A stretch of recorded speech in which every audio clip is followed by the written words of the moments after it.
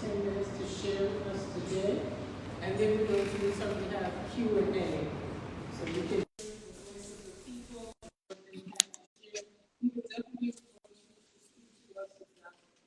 self-awareness, how to define that, why is it important, as we have gathered with women's culture, why is self-awareness important, and how we need to become self-aware. I've been running to that situation with so we're journeying to self-awareness.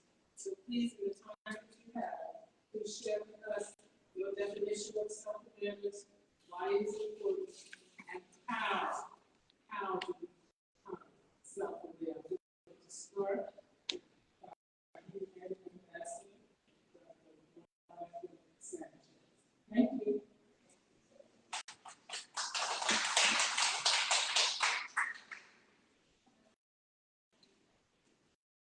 Thank you so much. I'd like you to join me in giving a resounding round of applause for Claire Boston.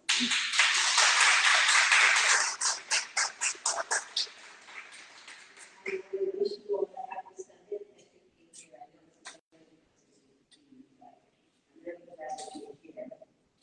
I was also told that I have to self-introduction.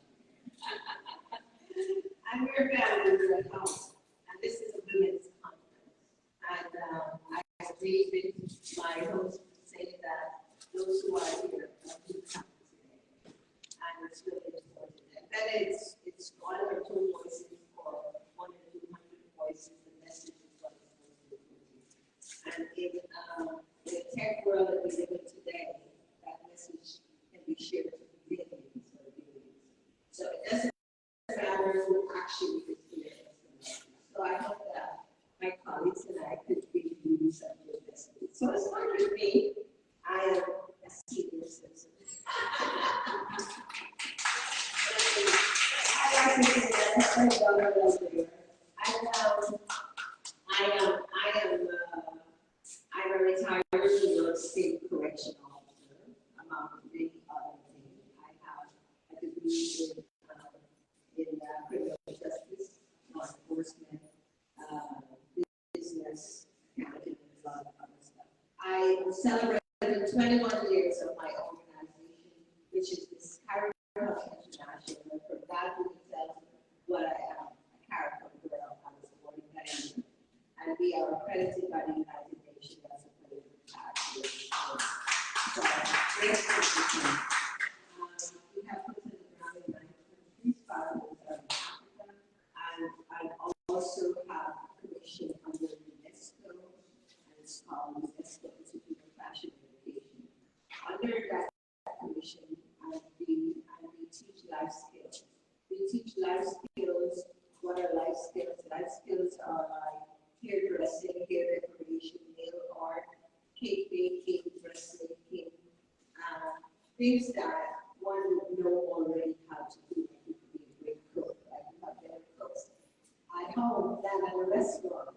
So what we do is we take you on an 8-week course and teach you how to be professional and organized, and certify you as being qualified to something you already know how to do, but we just basically give you a business sense of the person that's going to make money. And most of our programs are in Africa, and I'm proud to say as of today, 2025, we have graduated over 250,000 students. One of the things about that is that in Nigeria, which most of our graduates are in Nigeria, the local fans love what we do so much, and they offer to give startup grants to some of our graduates. Like 30% of our graduates are now their own business owners. Very complicated. I think that's a good information. Apart from that, I am a strong advocate for gender equality, women's rights. I campaign really hard on issues because I wrote a book of some of my story, which is called The Child of Child. And my mom was only 12 when she had me. I was born in Guyana, as you know. There was a lot of racism and political upheaval. I was in the midst of all of that. By the age of 9, I was homeless. Today, at the age of 65, like I said, I have a ton of degrees, spoken at the UN 25 times, written many statements, and have a very impressive content background. So, education is the key. Education is the key. So I am really excited to be here today. Some of my own story that I have shared in my book is about self-awareness. And so this is a topic that I think is so essential for us as a people, not only as a state, but as a people. I want to share a little bit about my own thoughts and beliefs on self-awareness and some of what I have shared in my book and also in my journey of my own self-awareness. Because I had to go down this journey of realizing who I am and be aware of myself so that I can survive and accomplish what I have today. I'm a mother, I'm a birth mother of 3. I adopted 3 of my grandkids because, and so I have that journey too. So today I just want to say that in order for us to define self-awareness, you have to define identity. You have to start with who am I? Where am I? You know, who am I? In doing that, it means that you must highlight a multifaceted nature, including aspects such as cultural background, which my organization is a cultural educational organization that believes that you must know where you're coming from, know what your foundation is, secure that foundation in order to move on to where you go. So we do believe that culture plays a very dynamic part in our lives. If I can't acknowledge my values and mix values, whatever that may entail, then I would see myself as, oh, I'm American, I'm a Spanish person, like my name is Sanchez. And then I'm all confused as to what road I'm supposed to be going down. Where is it that I belong? I may see people call me and automatically start speaking to me in Spanish because my name is Sanchez. But I am not Spanish. I am an island, you know. So the first thing I think we need to do is we need to look into our cultural background, family dynamics, personal experience, and social growth. Our impact on our environment as children growing up, I think the present phrase, is very important in our movement and where we're going and who we are. Because coming from Caribbean background into American background is the difference in culture, the difference in behavior, the difference in a lot of things. And so sometimes it's not that easy to adjust because we bring with us what I like to call the reactive mind. Because my own story, when I wrote my book, it took me 5 years. Why? It doesn't take 5 years to write a book. I started to write my book at 2 years into writing my book. I realized that, oh my God, I didn't realize that all these things I had carried these things just to move forward. Just to move forward. I went into what was called a 3 years functional depression to come to grips with my own life. So self-awareness is very good, and it can work positively and negatively. And for me, it worked positively because I laughed at us. I was just focused on running, and so I tried to accomplish everything that I could accomplish along the way. But I'm highlighting these things of like life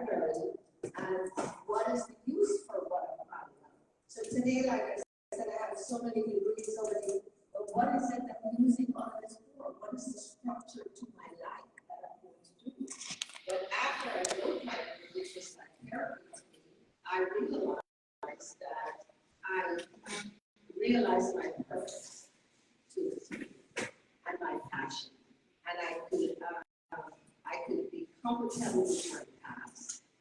I could use it to structure moving forward in the direction where I want to go, which is to help women, and this is my passion because I realized that every woman would have a secret that she can't even tell herself, I like to say. So it's really a re-examination of oneself, but we can't do it alone. We need a family structure. Let me look at my time stuff because I like to talk. We need a family structure, and we do need events such as this one that we have here right now, where we can have our peers of different level of our society, but people that look like us, talk like us, live like us, that could share and we could lean on and that we can communicate with and that we can create a bond that could take us to a positive place in the world. So I just want to thank you guys for allowing me to be here. Thank you, Ms. Paulette Boston, who I think is such a wonderful young lady. She could be my daughter. And don't forget to look for my book. It'll tell you some interesting things on Amazon. It's called Child to Child. Thank you so much. You're welcome.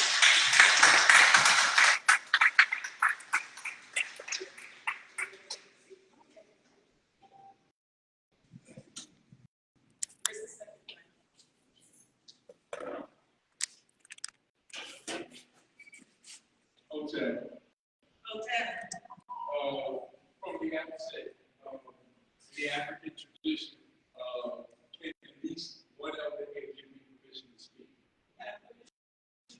Thank you.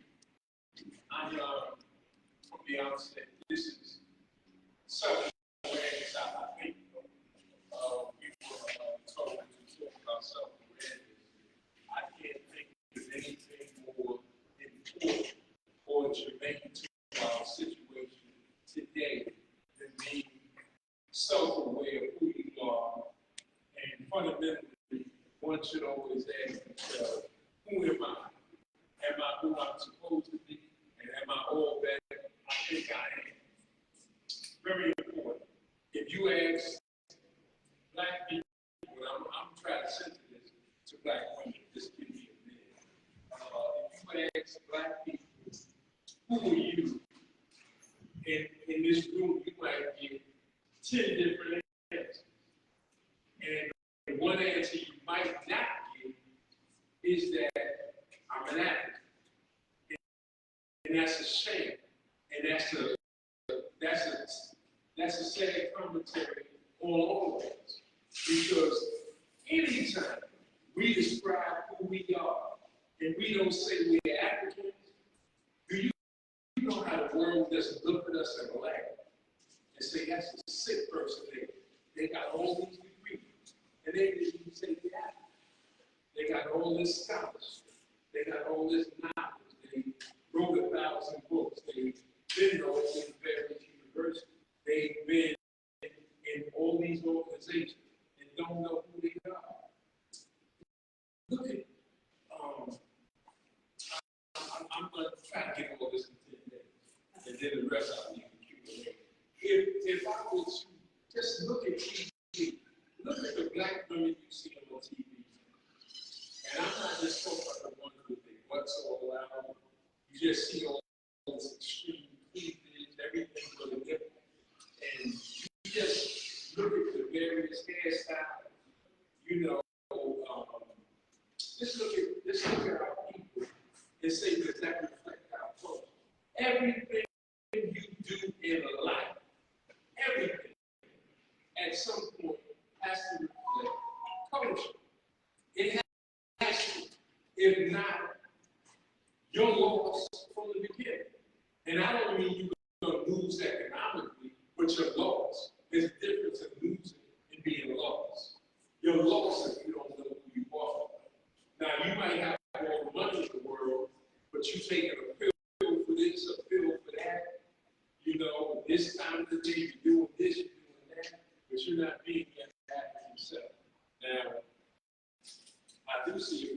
that's culturally attired, want to give them a hand.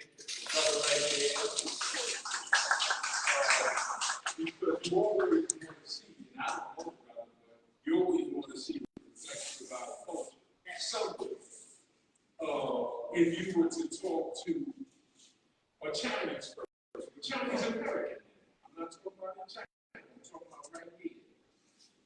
Believe me, they can tell you about Shanghai shit, Mao Zedong, and they can give you some Chinese history that has nothing to do with American history. They can give you that. If you were a business person, and I'm sure that probably you business people, I don't care what product you sell or what you produce. Go to Crown Heights, among the city, try to sell it. You already know, you're not going to get it. I don't care if you clean clothes and you clean clothes well, and you can press them well and make them look brand new, you're not going to get one of seat.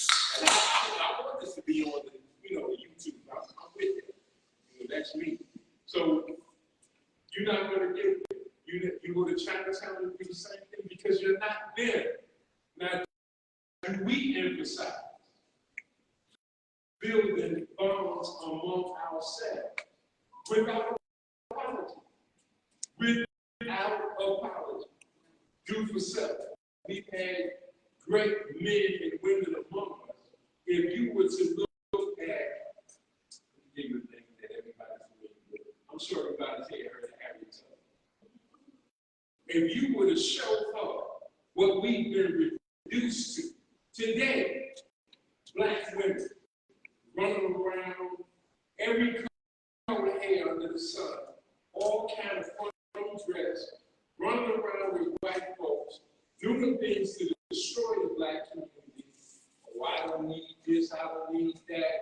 N-words ain't this, N-words ain't that. She would say, what else? Did I put my life on the line and go down south 19 times and bring out over 300?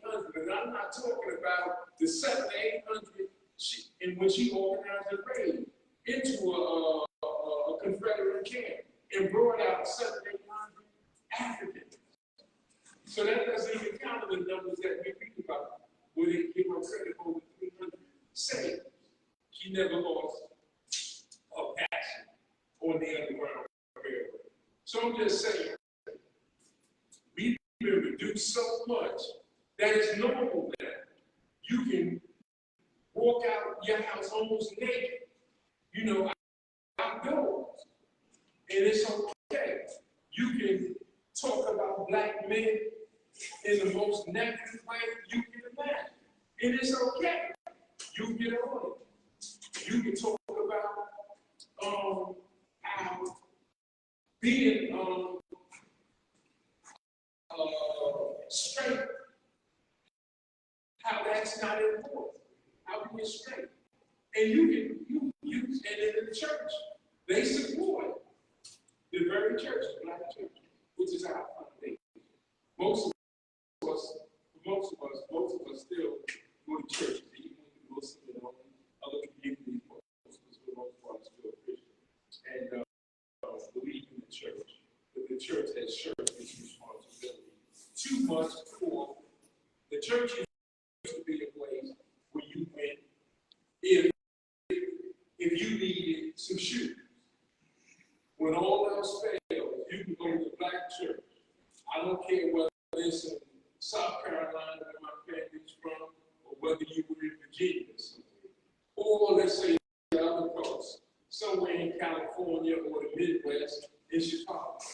The black church was the place to go if you needed some shoes. If you needed to wear a coat, which you would need in Chicago, you need a coat. When all else fails, where do you go? Somebody tell us. The black church. Yeah. Now, I don't know about now, because they might run you out. If you try to talk about, I need to win a coat, they might say, well, go buy it. They might. Maybe they'll give you a coat. I'm just saying maybe. It shouldn't be a maybe.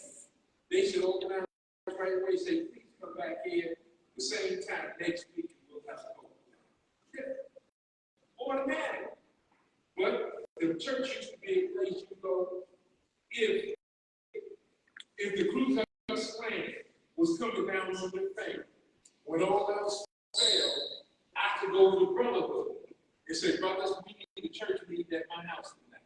Because we're going to get someone who do business, and I need y'all with me. Now,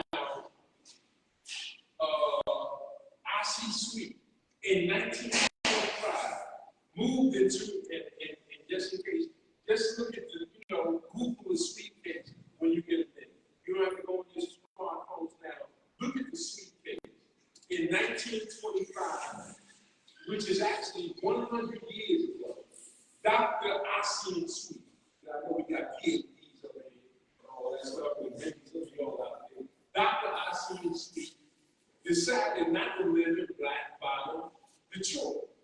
He was a doctor, a well-known doctor, and he moved into a prestigious white neighborhood. Nothing wrong with that. I don't know his motivating factor.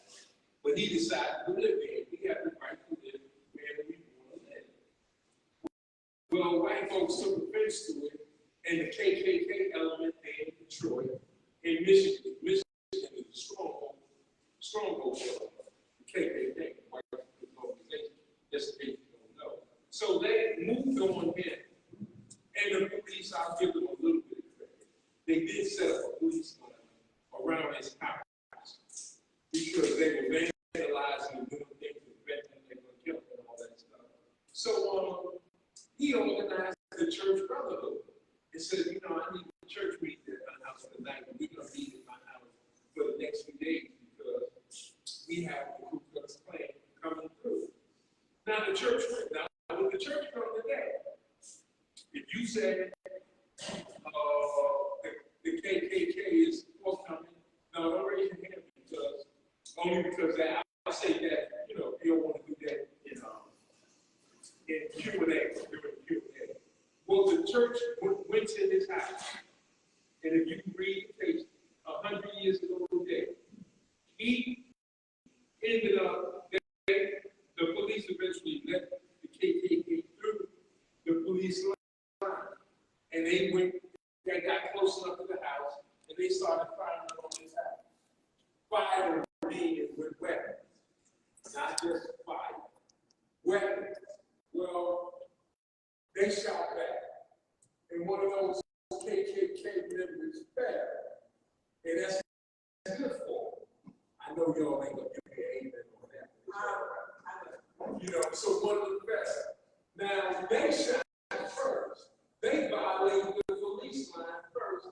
They threatened to come in and to remove them from their house. Who got charged? You don't know the criminal justice system. I heard that term mentioned earlier. Criminal justice system. Who got charged with the homicide for the first two facts? The I.C. Sweet family. Not one white person was charged. They did all the violations. I can tell you that 100 blacks, we defended John Clark. The same thing happened to him in Long Island. He moved out there in a prestigious area, and white folks moved on in. That's, and we, 100 blacks in law enforcement, had to go out there and protect his family and help him solve the court case. And even after the court case, when he was charged with a homicide, we were able to, and I go into the specifics of it later. I'm sure my time is up, right? Okay, I know that when she moved, that meant the time was up. So I'm just saying, closing that, we need to be aware of who we are, support each other. We don't need anyone else. We have ourselves, and that's all we got. That's all we need. If you think some other community is going to support you other than your own, then you playing with yourself. That's all you're doing is get to that space because no one is going to support us but us. We all we got. That's all we need in that at this point out of life.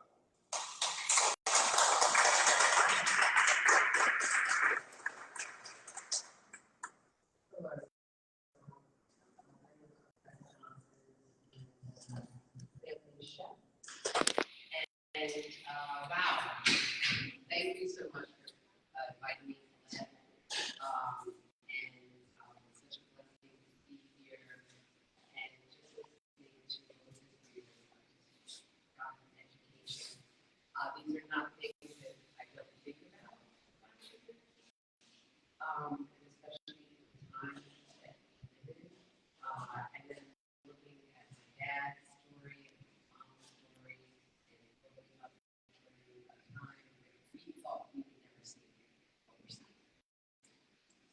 I say this all the time, I was so that my mom was not here. So that my mom was not here. It was broken in their hearts to see the long days all believe that they have provided for us tonight. We're strong. I say this all the time. That's right. That's right.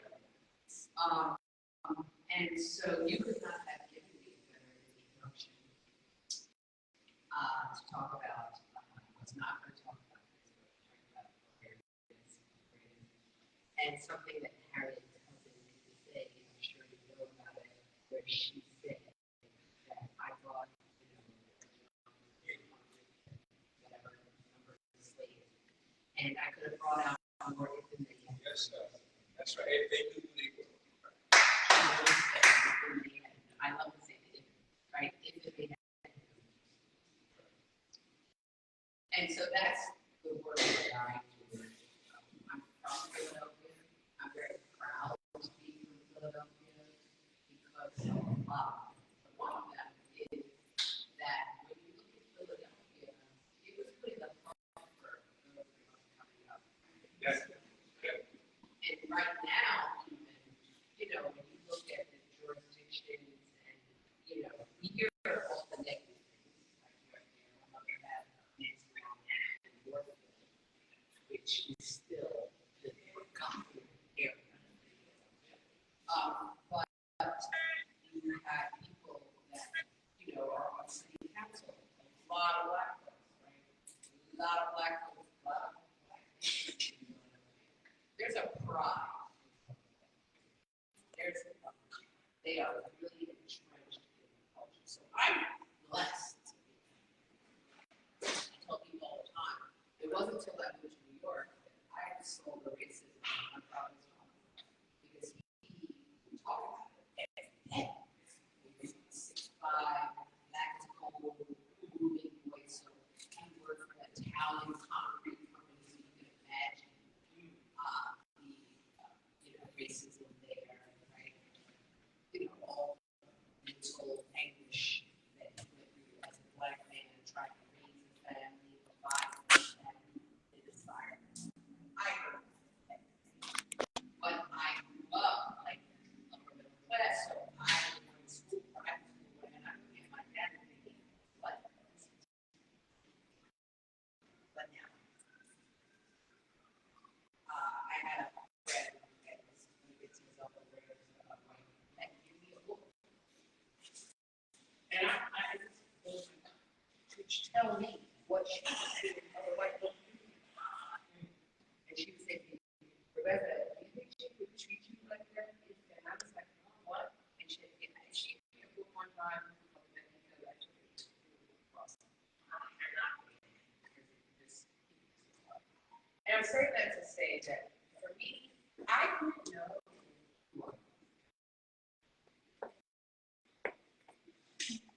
I saw things around me. I saw my mother very well, big achiever, very well known, Philadelphia. I was named after her.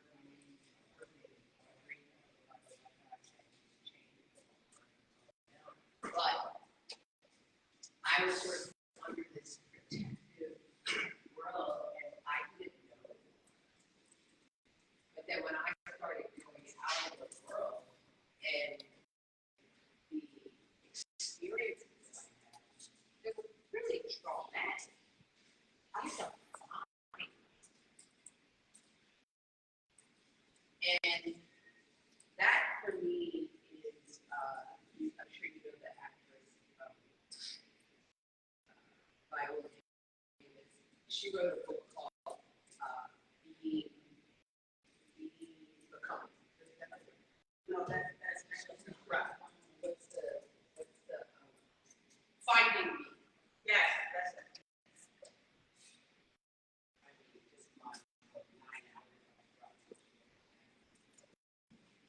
But what she went through is fine. But it does go to show you that emotional resilience. And so I feel like when we dig into that emotional resilience and our culture, connecting to our culture, we find who we are. And that is the process that I have been on. As far as my work is concerned, it wasn't until I got chosen for this work. I didn't choose to go to school for something else entirely. I didn't go to culinary school, and now I teach chef. I just got finished doing a program at a hospital where I was teaching doctors how to cook. I got chosen for this work, but what I've seen in being chosen by God, no question about it, is that in my process, because it's been a process, it's a journey. It is a journey, and every person has their own journey, and you have to go. My journey is not your journey. It's like David in the Bible trying to wear somebody else's assault armor. You can't do it, right? So you have to wear your own armor, whatever that is. Every one of us has been gifted. You're born with a gift. We have to find it. It's almost like being an archaeologist. Now, I dug because I was in so much pain. That's how I got the pain. Everybody's not going to go there. I know that. And in my process of healing through food and discovering that this is my gift, that's God's gift, it did a lot of things from my body. That's really the main reason I did it. I was sick and I had surgery. The doctor was like, oh, you're going to have cancer and all this other stuff. Scared me to death that it actually made me change how I eat. But one of the things that came out of that was my mind. I did not have that mind. And so we are told in the Bible, you have the mind of Christ, right? Which means it's not the mind of the world. And I feel listening to you, particularly, what we're seeing, why are the church here? Why are this? Why are that? It's because we live in a world where people are following another mind. And it's causing them to not live the way that got the higher level. You know, if you look at Revelation 4:1, it says, come up here. It's like a voice, like a trumpet, calling me, right? Come up here where I will show you greater things. So our ears are tuned to this world. That's why we can't find ourselves in here. So, I have no idea what to say. That's not my notes. I got some other stuff to talk about. But, yeah, as a people, I agree with you 100%. So much. I hope that and some of our protection because of that is to keep ourselves separate. And I heard people say all the time, oh, they hurt me, but they're more people. So you got to knock them home anyhow. And we can't allow what we know is the ultimate plan, which is to keep us separate. Right? We cannot do that. Yes. So I end with that to say that self-awareness is going down. It's up to you to go down. That's what we do. If you want to know anything, let it burn, ask him who will know. Now we what it is. That part. So knowing God, knowing God, and really not separating ourselves from one another, because I think when we come together, God comes out. The God, you have God in you, right?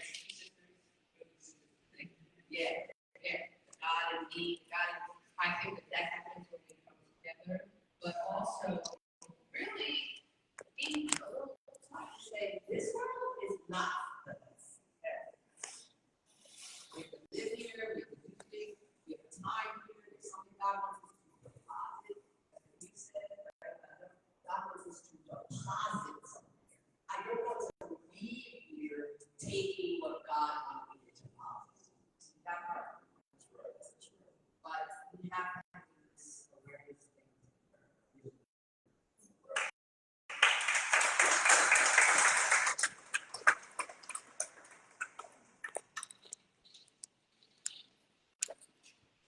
I think the Q&A is going to be rich. Rich. I've been taking notes, so it's going to be rich. We have been joined by another distinguished panelist, and this is Mrs. Sheila Simpson Amsterdam, the founder of I'm on Assignment Incorporated, author of I'm on Assignment and So Are You, Special Education Coordinator in High School Division, and great sister, ran for City Council in Harlem, USA. So let's put our hands together for our panelists.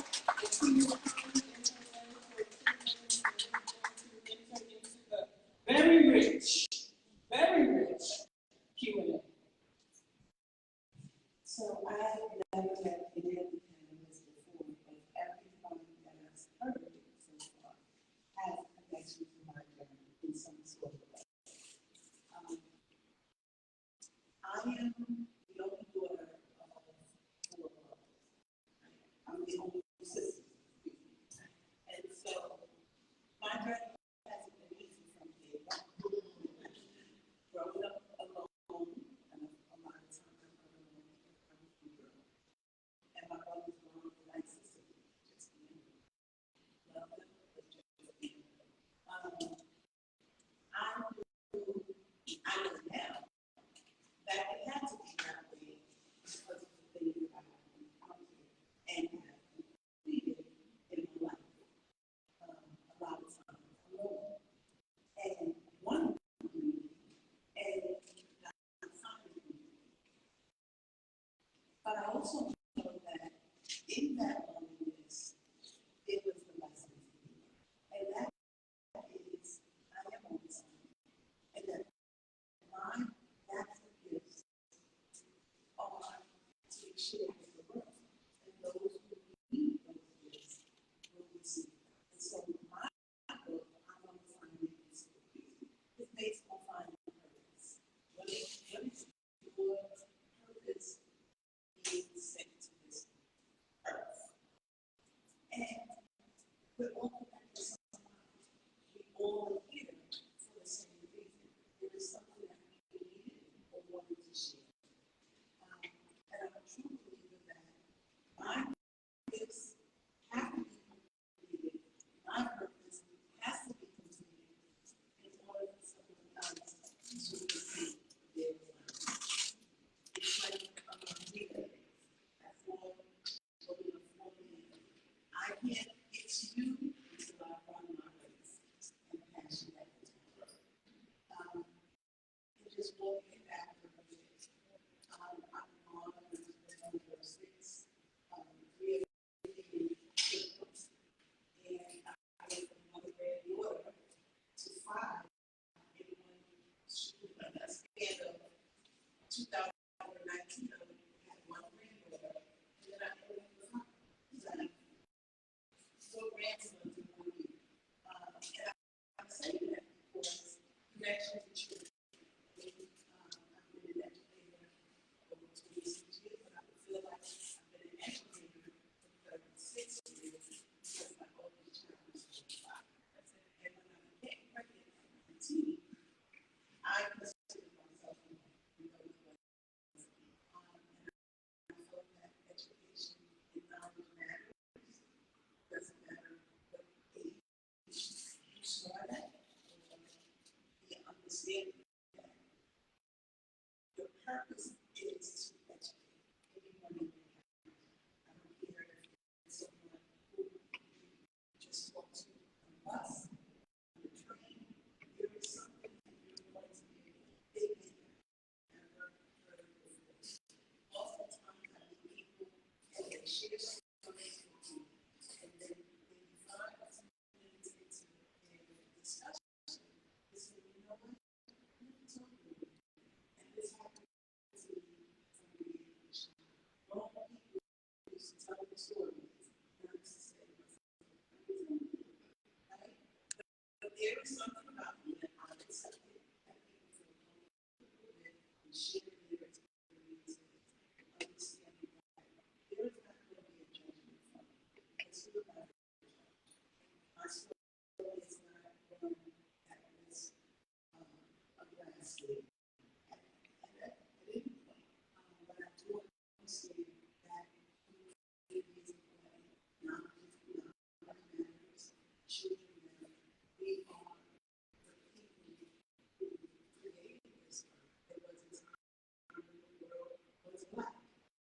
right. It was a time when the world was black.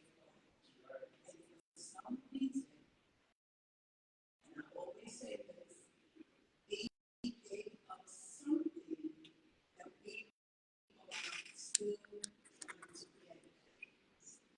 And it is possible if we start looking at each other well and not disdain, not in this way of I'm better than you, you're better than me. Because at the end of the day, all I realize is that the other is treated in a way that they're treated. I'm not being treated.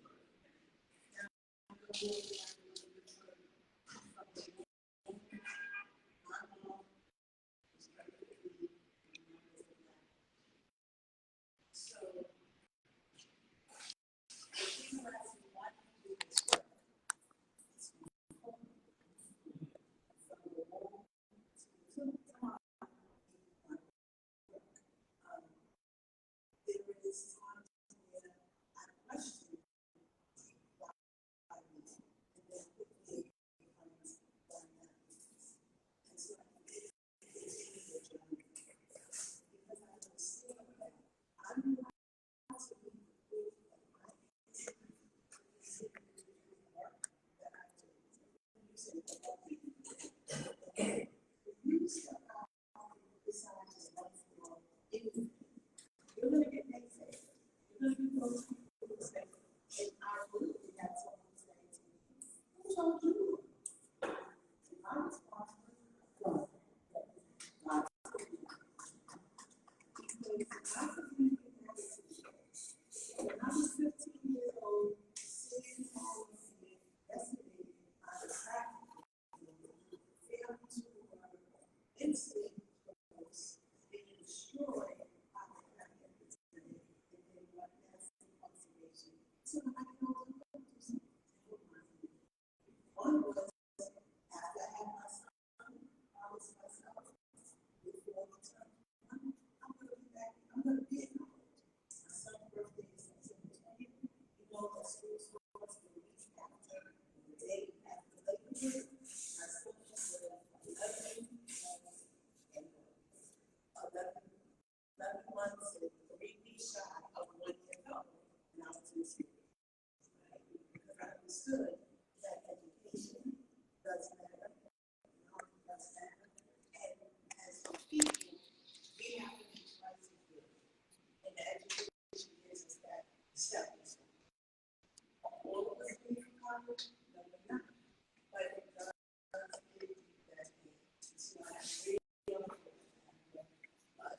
BA, and then want to have a master's in special education, and I have a master's in administration. Yeah, could have been a school leader. And so that part of my journey is this. I want this particular outlet for a reason today. In 2019, I decided I was going to go to Portugal during summer to help get through some situations. New hires. And I was at the elevator, this white woman said to me, oh my God, you look so great. Thank you. And she said, where do you work? I told her where I was working. And she said, well, I'm working in human resources. I said, well, I need to talk to you because I put in 55 applications to be an assistant principal or principal. You keep getting to and I just graduated from the LEAP program. We program is the most prestigious program to become a school leader. I have a certificate. It says I completed the program. But what happened is, I stood up for myself. The very thing that I was taught not to do to children in classroom was done to me in this program. If you look at me, I'm like, well, she's a nice lady. I'm a nice lady. I'm also confident. I'm also not confident. I'm not going to let another talk to me as if my education, my opinion, and my thoughts are not important. And so I was like, and it's okay, because at the end of the day, I still have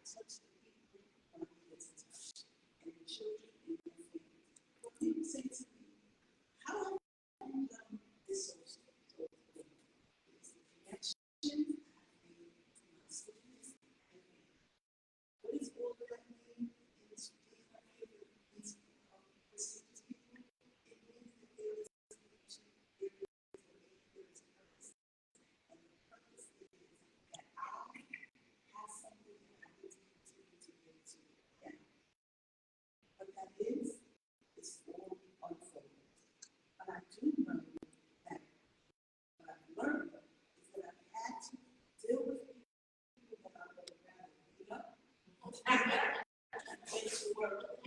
And that's just being little, right? And in my book, it says, you're going to encounter people you do not want to even talk to, but you have to work with them to get the job done. Come on. Right? And that was one of the hardest things for me, because I'm like, look, we don't have anything in common, the more books and battles, sometimes, if I'm going to connect those people who need these people, then I have to swell them up. And that is a lesson that I continue to build. In terms of community, I say I'm both Bronx and Hall. I'm born in the Bronx. I'm the last big guy. Well, not the ambulance as the last day of the living hospital was closed. And my mom said this nurse prayed over, and my mom couldn't understand why she was praying for me. But she was treated my mom so well. For 2 days that she was there. But I think those prayers carry us, right? The prayers of my great grandmother, the prayers of those people who don't even know prayer. And so I say I'm also a home because there was no place for me. I haven't traveled the whole world, but I know that Harlem is a place that deserves better. And what is happening in Harlem now hurts it on the level that I didn't explain to you how it hurts. You see people that you could have never seen in Harlem 10 to 15 years ago. And they're still in the corner laughing and eating and out and everything else. And you don't hear people still on the corner and this right now. Which one do you? Lights go on. Question. Roll up next to me. Have I experienced that? No. Do I know people who have? Yes. Why am I telling this story? Because it changed attention. The only thing that things change is the right? He said the more. And so you know what? It's not about violence. It is not about a right. And I always tell people, we've never lied. We've never lied. We only respond to what we have, the way we've been treated. I am a Malcolm X girl, and my mom will tell you, I've read Malcolm X for the first time at 8 years old. Over my lifetime, I've read it at least 7 times. And each time I've read it, it has resonated to the time in which something I'm going through in my life. The last time was in 2019, just before I said, no, I'm going to visit because he said, who taught you the ages? Who taught you the ages? My mother would always say, wherever you go in this life, raise your hand. Now, I am a person who has eyes, I have really bad eyesight. So, as a kid, I wore really big glasses. My mother said, I don't care what kind of glasses you get. You can raise your hand and you won't get confidence. And so, I'm telling that part of the story because it resonates with our kids walking in which they feel they have to accept less than who they are. Their journey is not the level. It's not wrong. It's regular. They deserve to have a level playing field in which they have the opportunity to achieve their greatness. Because again, we are all going from these gifts. Some of us have the same gifts, but God is waiting for that one of us to use that to elevate his power. And I continue to say this on and on again.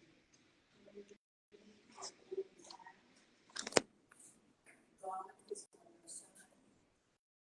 We have each other, and the only way that we can work is what's not in ourselves from our family. We don't even have these representatives in this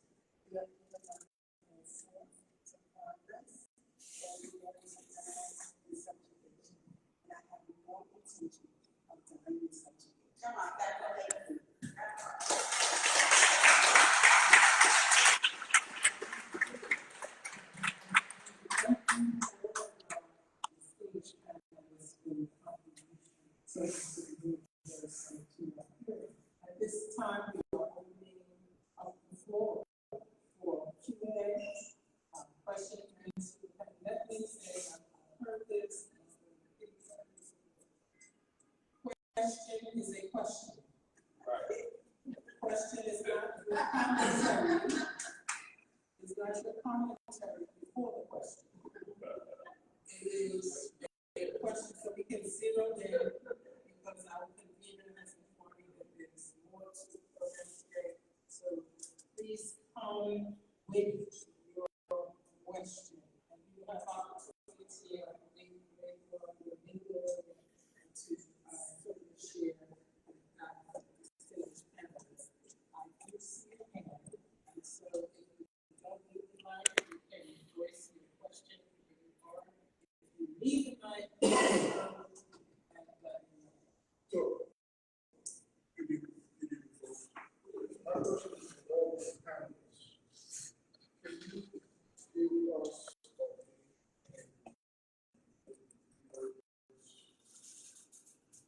We need to see what? what is self-awareness? Everybody?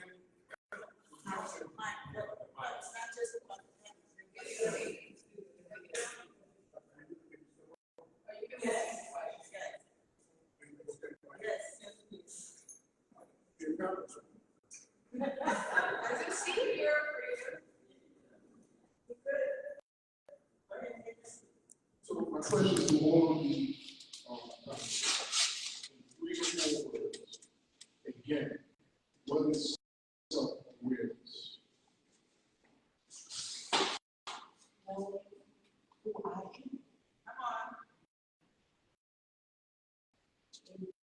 Depth, self-reflection.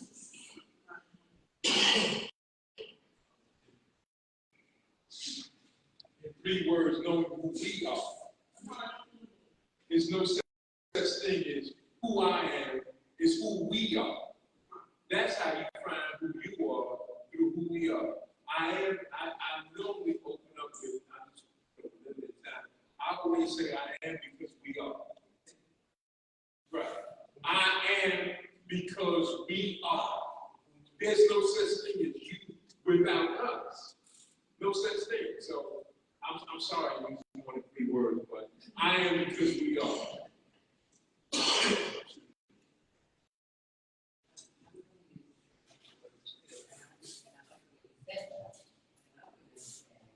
I am because God is. Come on. Next question.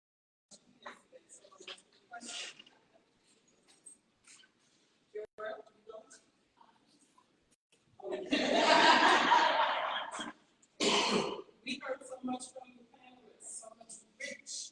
It was so very rich. I heard about being chosen, being called, being in community. I heard, it wasn't said as much, struggle and triumph. I heard victory. So I know we as people are sitting in these places of triumph, victory, call, chosen, challenge. So if God can send people to share with us, I think it becomes important for us to engage. And this is also very important. This is very important in the world. Engaging people. Engaging people. That we are not just letting people talk to us any way they want to, anything they want, and we do not engage the process of the journey. I'm sharing something earlier about the woman in the Bible with that wicked judge, because she kept going, she kept going, she kept going, she kept going. Finally, he got it, realized I better get up what she did, which is justice. And she got it. So I'm saying, as we have gathered here, we have not come to Lafayette Avenue just to sit here. Sometimes I say in church, you gotta come here to sing a little song or pray with prayer, to home, hear the word of God. So let's engage our panelists. Let's engage one another. Thank you for the question. It's still done. Thank you. Black Boston, and my question to the panel is, how do we get our people and those who do not understand self-awareness to become self-aware?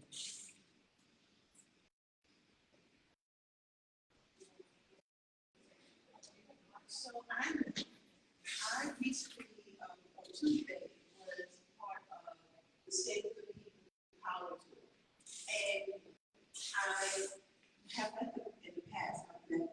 I elected, Mallory, my son, but the people who I work with on planning the newer tool stuff is what made me so overwhelmed with pride in seeing Black people working together. We literally, I was getting texts at 2 o'clock, 3 o'clock, 5 o'clock in the morning. People were working around for other people. And what did the people get? They got workshops about work, employment opportunities. I created a flyer for wraparound services in the Newark that people did not know about. And when people ask me, what is wraparound services? That is services for domestic violence, for prenatal care, for housing, for lawyers, for food pantries, all of the things that we as a community sometimes are unaware of, and oftentimes unaware of purposely is private. So that's what we did. We gave them empowerment, we gave them information, and we gave them weapons. Those are weapons. Wraparound, knowing wraparound services and where you can go get them, that is a weapon. You know why? Because it empowers you with knowledge, and it empowers you that there are people out there willing to serve you when your own elected officials are not. And I'm not saying all of them, but what it was about giving the community knowledge and services.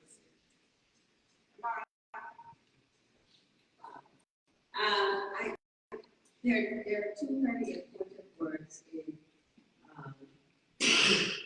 education and information. These two words, but these two words, I believe that it has to be inclusive education and information. And when I say that, it must be directly, especially to our community gatherings such as this, where we share information and educate those who attend inclusively as to our issues, concerns, needs, and requests.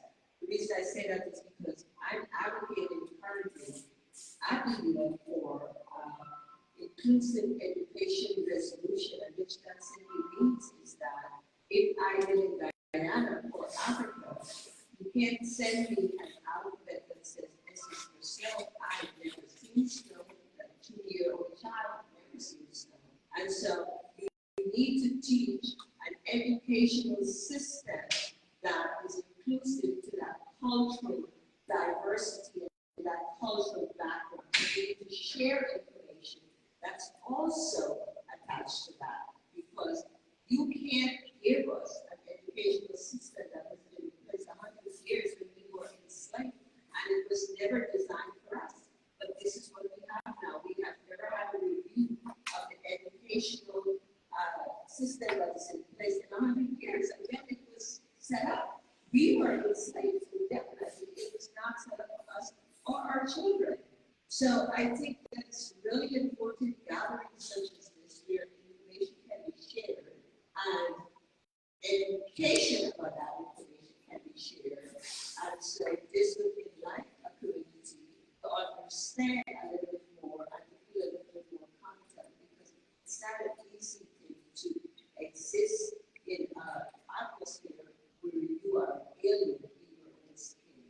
So I think education and information is very important, but it must be inclusive to our culture. I concur with prior two comments with respect to self-awareness. Certainly, there's a connection with education. Fred Douglass, who wasn't formally educated, one of the most brilliant men that ever lived. Henry County Garnett, Martin Lane, so many great giants, they were autodidacts.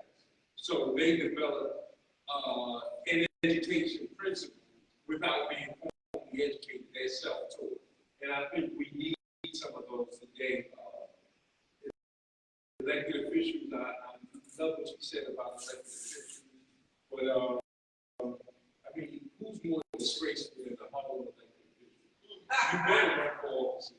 They're the worst that we've ever produced. And they came out of a history with the best we've ever produced.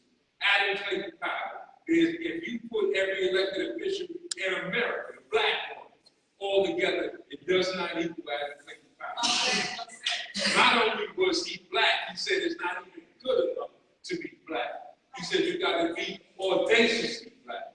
That's what he said. Because that's what the times called for. So that's why I can comfortably say, without apology, that Harlem is the worst and Brooklyn is not much different. You know, right? It's not much different. You know, it's just that the ones in Harlem were so deplorable because they came after that. That at least Brooklyn got an excuse. We never had that. You know, but Harlem don't even have that as an excuse. No. But I would just say that when you connect, like I said, with Henry Hamilton, Dan, Fred Douglass, Harriet Tubman, so many others did, to the day, we are behind the eight ball. We're losing ground. And as the sister pointed out with today's politics, we are in for some trouble if you want to project 5, 10 years, 20 years from now at this current rate. I wouldn't be surprised to see us in change. Or so unimportant that we might as well be in change. So I would just say for the record that self-awareness is knowing who you are and what time it is. And I agree with the sister, you know, in that certainly there's a place in God. Because God is not only the originator, but the black woman. He made the black woman first. You know, the black woman is the original woman of the planet. She's the mother of civilization. So when you see black women confused, running around here all confused, we in a mess. The mother of civilization right now does not know who she is, so she can't take her rightful place because she's been so miseducated and turned against the black man so much. And then we won't even go into this, what they call it, the alphabet stuff, the gay rights, and all this other stuff that's got us in the trick bag. Now gay is somehow synonymous with being black. It's ridiculous. So I would just say that with all this confusion, the Honorable Elijah Muhammad said it best: accept your own and be yourself. And that's bold today. Accept your own and be yourself.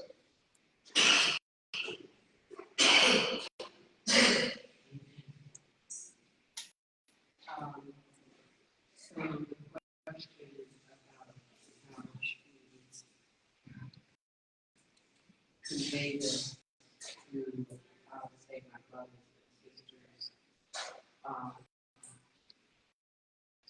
and just so many thoughts and things in my head of these things for both of you, all three of you. As a matter of fact, I said that I'm proud to be from Philadelphia, but my other home is home. My father sent me here, that's the way to say it. And so I love home. I do my work there. And we do appreciate and more to say about that, I'm not saying now. But this is going to sound probably bad, but I think we need to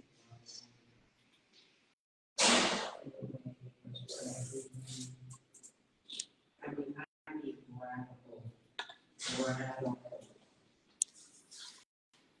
And I would say that I do learn from both my mother and father. I learned it from my father because he didn't receive the love that he deserved. And it followed through his tragedies, just hurt all. And see a strong black man, just big, tall, black, blue, waist like that. It hurt. I didn't know what I was looking at until I got older. My mother, yeah, very strong, very practical, and she did everything for me. Big. I very well, she was great people in. I remember I was funeral, I had people coming up to me, black women, black I had no idea. These are people that were like less than half her age. And when I look at the church, I was like, my present church experience because I had my so great. And how we just come. That's the key. Right? We're not going to put people down, we're not going to judge people, we're not going to separate, because what we're doing is we are trying to, as you were saying, get out of the way so they can get to Christ.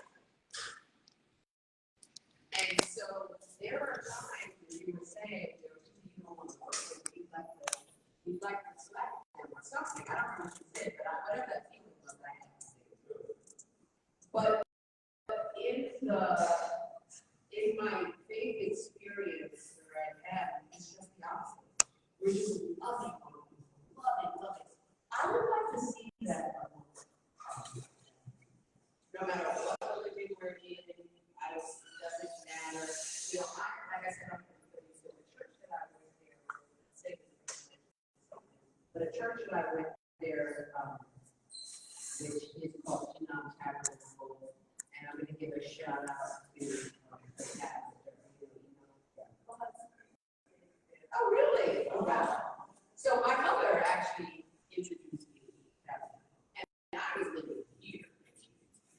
And my mother, she got kicked out of the Catholic church. She got divorced with the excommunication, and she went to high school, which is almost like being a grandkid. And it would take my mother, and I told my mother about my faith experience, and she told me one day, very gentle woman, very small, cat, south. She's like, oh my gosh, I went to this funeral, and this pastor, and oh, something with the Catholics in my church, hallelujah. And I don't know how I got there, but the spirit and what they do there is they have this ministry where the men go on the corners at night to pull in the game.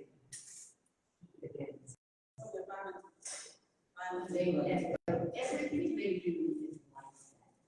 And it's unapologetic, Pastor Robert, is unapologetic about how they are literally reaching into the fire and pulling black people. They have a health ministry. You know what a dream that is for somebody like you? I don't see. What do you say? When we needed something, you said shoot, but when we needed something, when we needed something, we went to the church. That's what happened. That's right. The love, and I hate to blame it on the current situation of creating an environment where we're so competitive. I'm trying to get by, I'm trying to get up, no, like you said, we cannot do it without one another. It's not the gap. It's the vision is out. You know, like they say about America, they say something against itself doesn't thrive. You know, a country against itself or a house divided falls. We're a house divided. So I feel like we can do it. My experience. Church, while you might you know what he said? But he was like, no, these are our people. It doesn't matter about that. And they came and they're doing things together now. We need to love.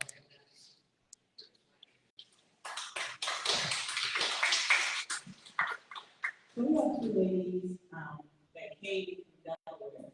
We have also the person who made the came from New Jersey. We have people coming from places, but we're going to let lot about this. Thank you.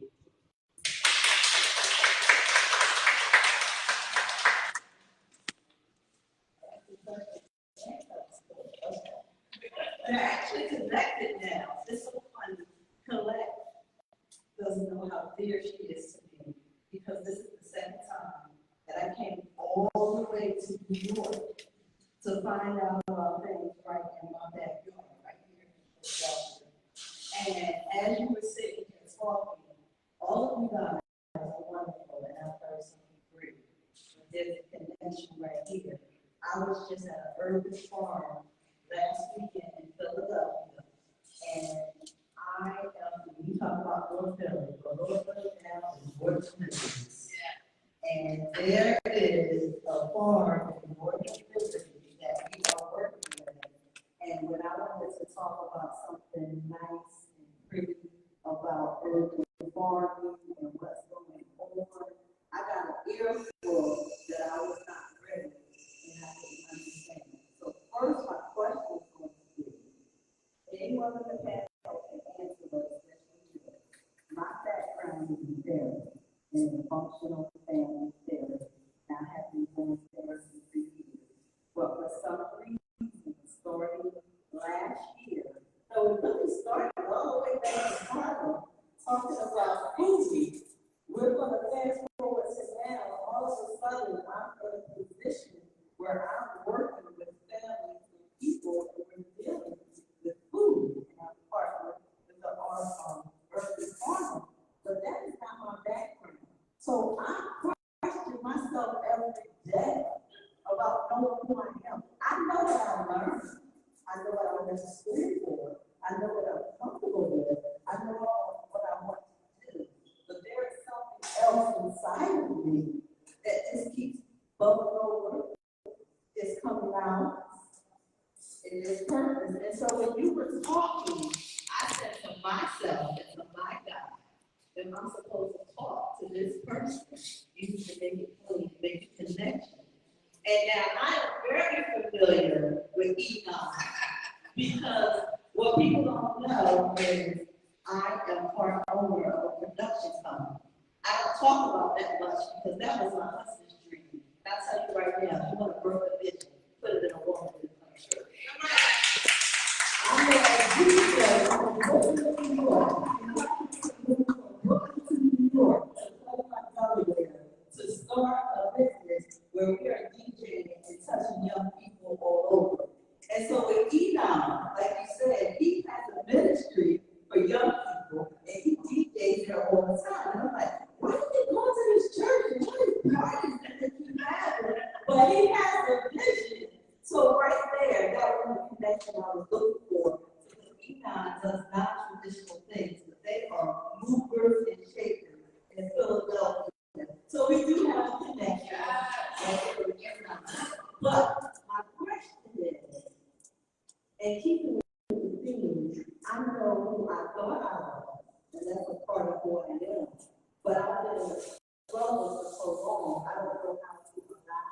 And as I sit back and allow, a whole new career is opening up for me, and I don't know how to be bold and how to go out in this area where doors is open. But I'm trying to be over here doing what I was trained to do. So out of all the families here, you said that you were working in a place with other people that was not your background, and yet you're up here. So how does one get that boldness to do what's in here, but it has never been developed?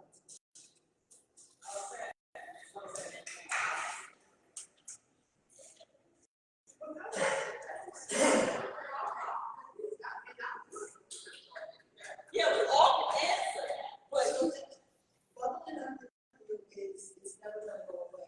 That's what I do. God is going to continue to make you uncomfortable. What is out of your hands?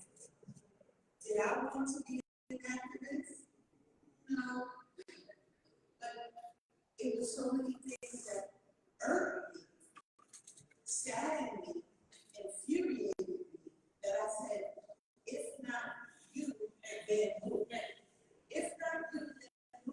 So you have, the door is open, you have to walk through. The people who you're supposed to meet, you're going to meet. God is not going to take you somewhere or lead you somewhere where he's not going to give you everything you need to be successful.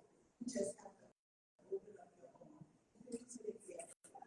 It's a meme on social media of this little girl and God is kneeling down to her with a huge teddy bear behind her. One hand is holding out to the young lady to give him a small teddy bear so that he can turn around and give her a big teddy bear. She was scared. Can't be scared. Walk in your purpose.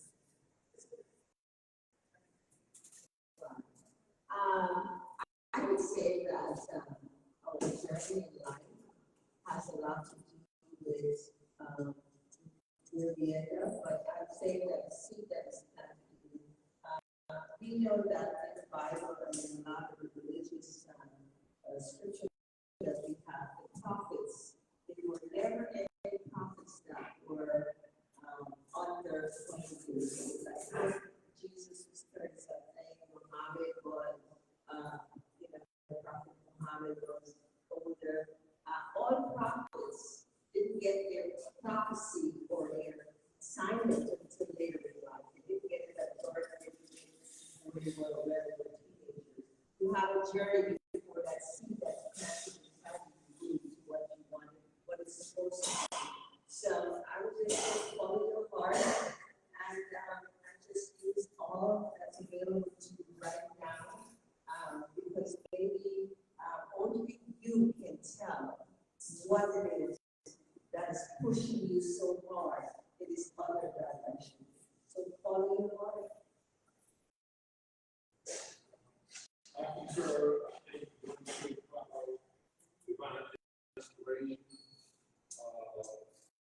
Dr. Martin Luther King Jr. was 26 years old and just got his doctoral degree. It just completed his thesis. He was not planning to develop anything other than being a pastor. Circumstances developed in such a way that it would not have been predictable that it would have been him. But as we all know now, he became the leader of the Montgomery Improvement Association. Later on, SCLC, as we know, he was just a preacher's kid. That comes out of tradition. I think they went back 2 generations. And so, circumstances dictated that he did what he did. Great man. I respect what he did so much because he didn't have to do it.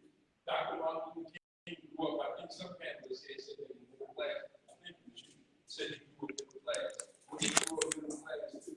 Did not have to participate in what's commonly known as civil rights. He could have been a professor. He could have been the dean of any major black university in America. Could have been the dean of any prestigious higher school. He had those kind of credentials. But he chose to fight for us.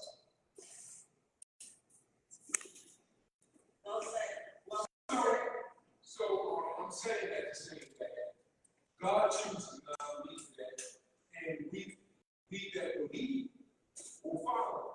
So you might not know at this very moment what your purpose is. The sister said earlier, our Apollo sister said that, she always had this thing that can always bring out information to people that they would not know what to get. That's okay. That's a very powerful gift to have. We all have gifts. And you need to know that you have a purpose in life.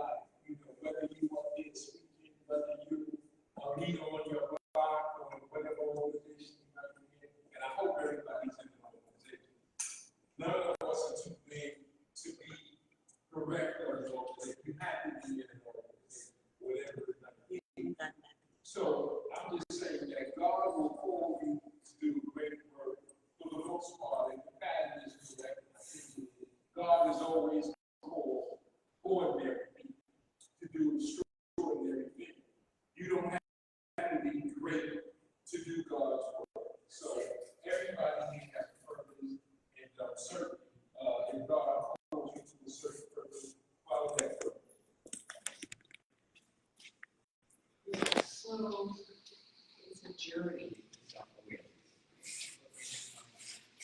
So on a journey, right?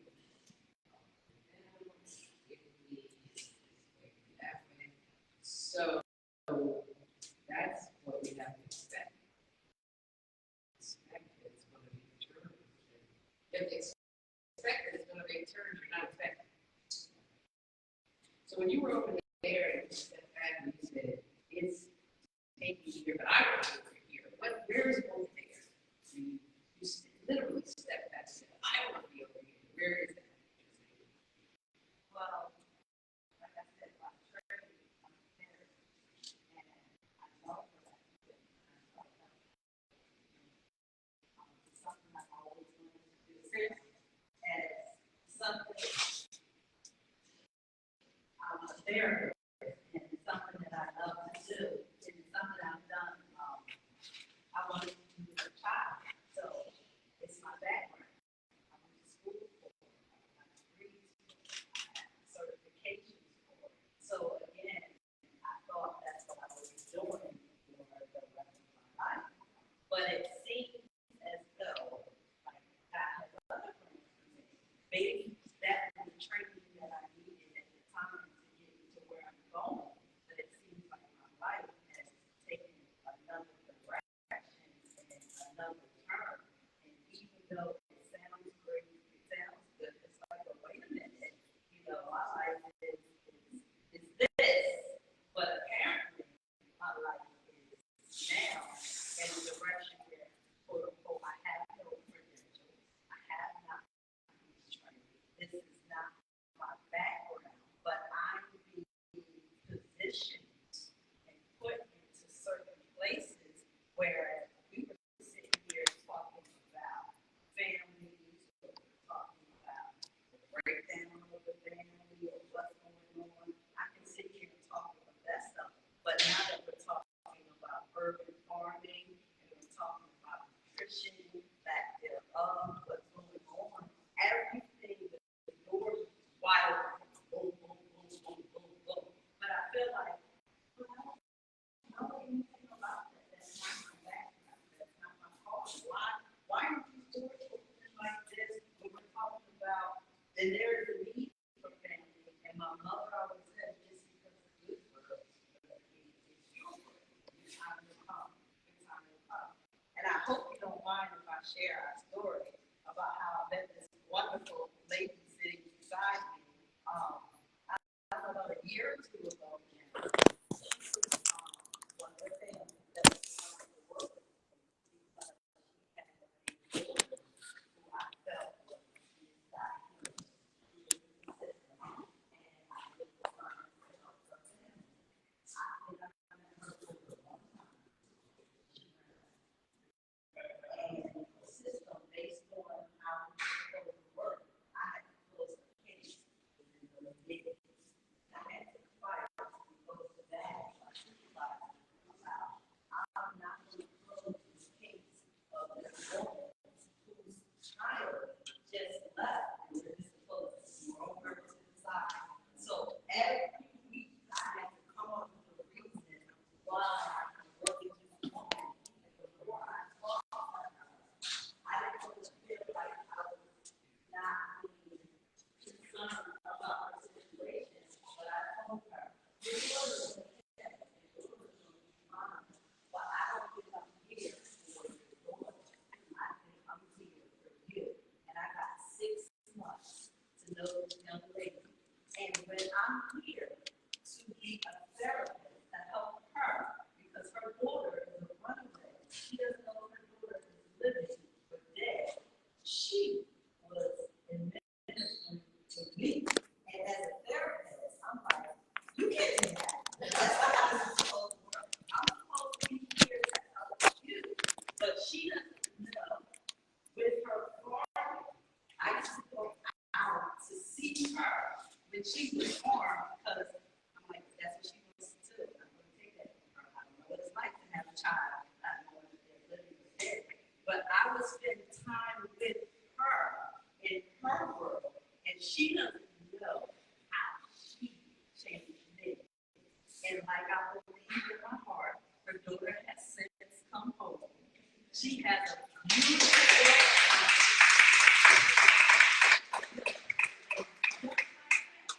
we have over the years, we came up with a program that we're working on.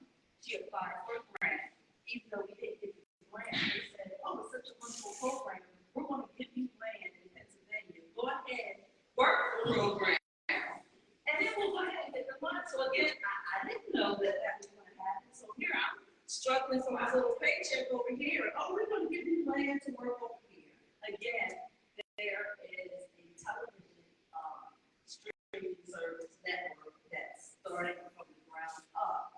And I was talking about having different channels on this streaming network, and then all of a sudden, I'm under the gun to get programming about farming and urban farming and nutrition. And I'm sitting here like, but I don't know anything about this background when I'm reading that are coming to me. And that's why I love Colette. Here I am now again. I joke. I said I had to come all the way from Delaware to Harlem to find out that we have urban Black farmers in this country.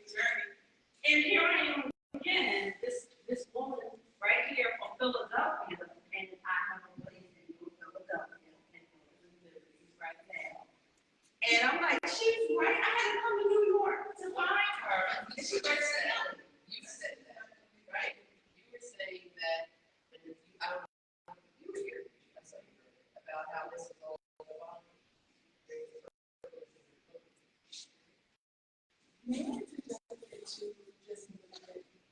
Can I just say something before?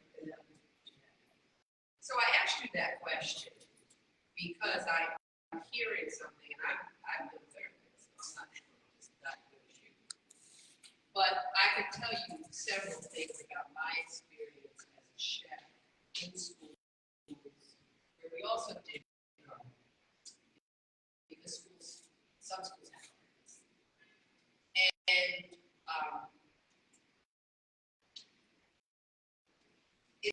is there like FOMO? Not FOMO, but what's it called when you're imposter syndrome or something? Because you keep saying, I don't know that, I don't know that. God knows that. He just needs a willing vessel. Also, who says therapy and gardening don't go together? Come on. Let me tell you. Kids, one boy who was completely unglued in the class, completely, no one could do anything with him. And there was a garden across the street in the Bronx that was made by Hart, and it's a celebrity, I forget her name, who pays for these gardens. So I was, I want to get the kids out. Because I know it's just like the way the building's made, they've got gates in the windows, it feels like prison to me. So I finally got the kids across the streets, and we're playing rock, paper, scissors in teams, and I got him, of course, there's no one to win. People were literally commenting about his behavior, how he was a different person. Why? Because he was on that soil. Because he was surrounded by plants and food and things that were growing. This was therapy. So even your story, look at how you connected. Let's go back to what you were saying about the Black woman being the mother of the earth. Right? And you're coming to heal. And there is something that feels like nothing. As a matter of fact, if you don't know, take your shoes off and stand in soil and do it on a regular basis. Because it actually helps to heal your immune system. Yeah, let me just say something to that. Everybody wants to. Oh, okay, because we acting like this is some kind of out of body experience. I'm going to say something first. Okay. Before we do that. When we talk about self-awareness, truly talk about self-awareness, what comes out is not only the destination, but the journey, how we got to one particular destination. And when God gave me this vision for this, I knew it had to be women that started it, and men helped to bring it up as well. And we as women, and many men, have forgotten who they are. They have no idea. They are trying to be, we, since slavery, and not before slavery. Slavery is not a holy story, but since slavery, the master is able to put their personality, their wants and needs within us, and they do not belong. We are living in wrong fellowship with ourselves because we are listening to something that does not belong to us.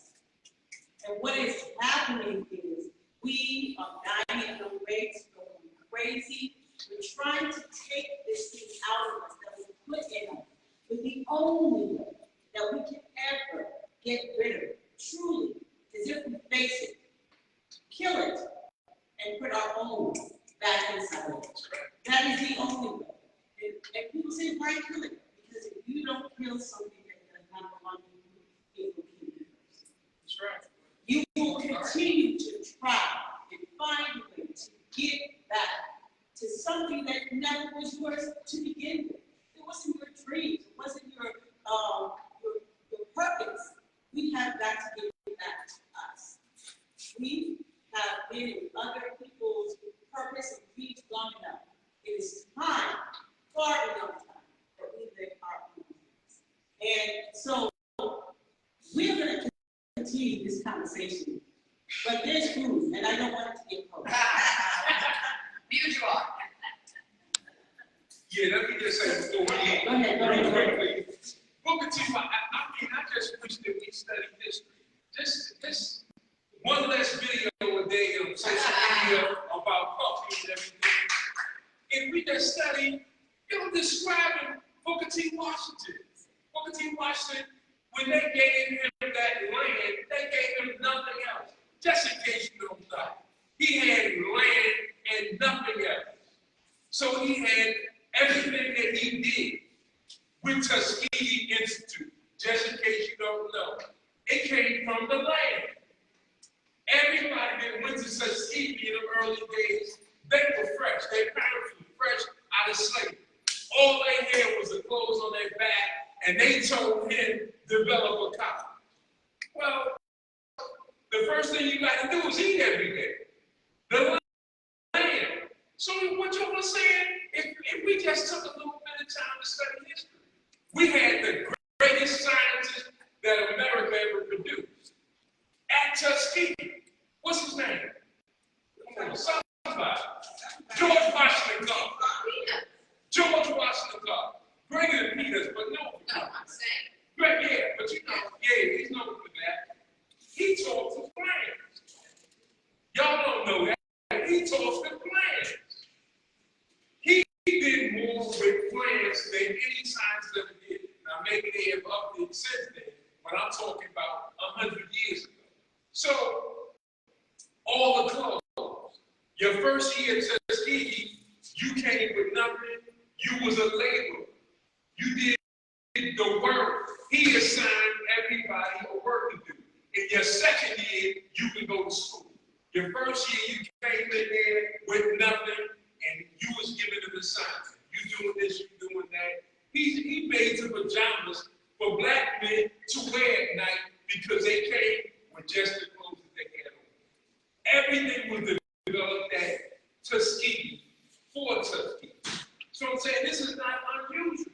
So they developed philosophy, mathematics, science, and all that. Of course, they had the great, George Washington Carver, who just developed so many things and not given his just due in terms of science. So I'm just saying that to say that, and I know, y'all are getting hungry, but just study about history, and you will see these are not unusual situations. They're all in front of us. I just said, accept your own for yourself. If we look into our own history, We don't have to look into what Europeans have done, even though we need to study what they did to us. Study what we did, and we'll be okay. Thank you. Thank you. So the food is ready, and we're not going to let it go, and we are hungry, and we're going to continue this conversation, this journey, because we have been in other people's gardens long enough.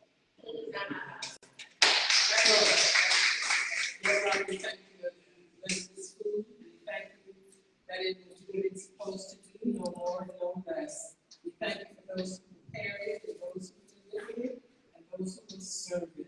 We pray a blessing upon them, God. And so as we eat, may our fellowship be sweet, and may we continue to share one with the other. And what I heard, may we radically love each other as we